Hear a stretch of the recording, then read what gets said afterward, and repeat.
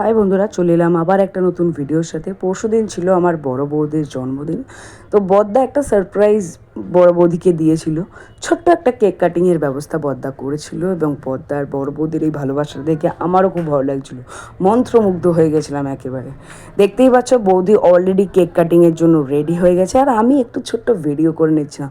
সবাই আমাকে বারণ করছিল যে ভিডিও করিস না, কিন্তু তবু আমি তো সোনার মেয়ে নই, আমি তো আমার ভিডিও করবই। আর জেঠিও আমাকে বলছিল আমার ভিডিওতে একদম করবে না, আমার ফটো ভালো আসে না।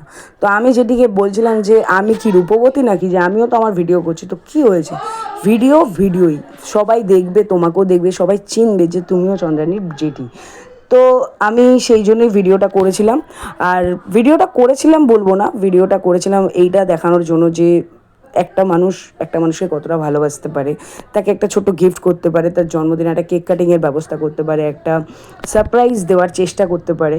তো এটাই হচ্ছে ওদের দুজনের ভালোবাসার একটা মেলবন্ধন, একটা অটুট ভালোবাসা। এরকমভাবেই ওরা সারা জীবন একসাথে থাকুক, আমি এটাই ভগবানের কাছে প্রে করব। তারপর আর এছাড়া ওরা সবাই একসাথে থাকুক, কুটুসও খুব ভালো থাকুক। আর তাছাড়া কুটুসের পরীক্ষা চলছিল বলে কুটুস প্রচুর পড়াশোনা করছিল, তাই বেচারা একটু ঘুমিয়েও পড়ছিল।